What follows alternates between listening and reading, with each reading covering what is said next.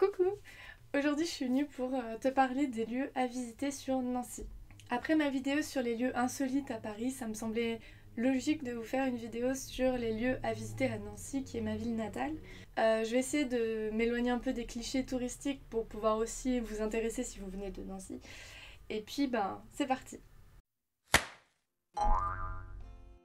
Le premier endroit dont je vais vous parler, c'est la place Stanislas, la fameuse place. Donc je suis désolée, c'est le seul cliché touristique, mais je ne pouvais pas passer à côté de ça, vous vous en doutez. C'est une place qui est juste magnifique et elle a été considérée comme l'une des plus belles places au monde. Rien que ça.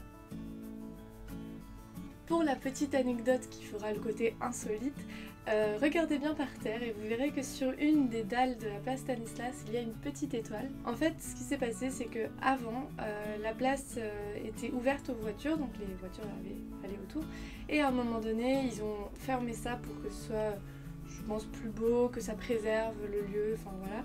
Et donc du coup, ils ont redallé toute la place en pierre, belle pierre blanche, et donc suite à ce redallage, ils ont mis cette pierre avec cette petite étoile. Et la rumeur veut que sous cette étoile, il y aurait des poèmes d'enfants. Petite rectification, il ne s'agissait pas de poèmes d'enfants, en fait, il s'agissait de pensées, de maximes et de dessins de nancéens. Du coup, je vous laisse chasser la petite étoile.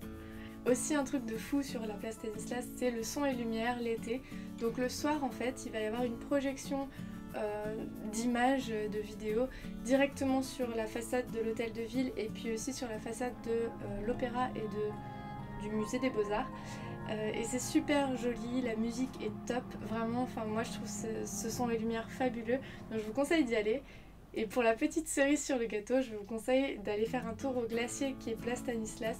Ces glaces sont excellentes, donc la glace, place Stanislas avec le son et lumière, là vous êtes refait. Le deuxième endroit dont je vais vous parler, c'est le parc de la Pépinière. Je vous en parle très sommairement parce que tous les anciens le connaissent, c'est juste un très grand parc où tu vas faire ton jogging, tu vas jouer au basket, tu vas te poser pour pique-niquer dans l'herbe, tu vas faire un peu tout et n'importe quoi, c'est super chouette. Mais le petit plus que je trouve, c'est la roseraie qui est magnifique quand les roses sont écloses. Ça sent bon, c'est magnifique, c'est vraiment un super endroit où se balader, donc voilà, c'est le petit plus. Le troisième endroit dont je vais vous parler, c'est un endroit peut-être un peu touristique mais que tout le monde ne connaît pas, c'est le café de l'Excelsior. C'est le café en face de la gare et qui est dans le style école de Nancy, donc c'est l'Art Nouveau. Super beau, magnifique, je vous conseille leurs chocolats chauds qui sont à tomber. C'est pas donné, mais vraiment pour le lieu et tout, c'est vraiment, je trouve, un endroit où il faut se faire un petit déj une fois. Ensuite, le prochain lieu dont je vais vous parler, c'est le parc de la Cure d'Air. C'est un parc un peu moins connu, qui est assez chouette, bon, assez simple, mais surtout, il a une vue incroyable sur Nancy.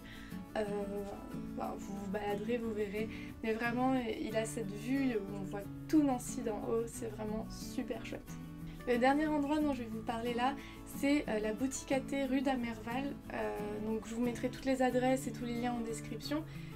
Donc en fait c'est une boutique à thé mais qui fait aussi salon de thé, et donc pas beaucoup de gens savent qu'ils font salon de thé, donc du coup c'est assez calme, il n'y a pas beaucoup de gens. Vous avez une variété de thé qui est juste incroyable, avec des pâtisseries qui sont juste exquises. Enfin vraiment, c'est un super endroit pour être calme, posé et voilà, je vous le conseille. C'est tout pour les quelques lieux que j'avais à vous partager de Nancy. Bien sûr, il y en a beaucoup d'autres. Si vous voulez, je pourrais vous parler plus spécifiquement des bars et des cafés, des restaurants ou des lieux touristiques. Après, Nancy étant une petite ville, je me suis dit que j'allais peut-être pas faire une vidéo de 20 minutes vous expliquant tout ce que Nancy a. Donc si ça vous intéresse, ce sera avec plaisir que je vous partagerai d'autres choses. Et puis certainement que la prochaine vidéo de ce type sera sur la ville de La Rochelle, qui est la deuxième ville dans laquelle j'ai vécu. J'espère que ça vous a plu, je vous dis à bientôt, à plus!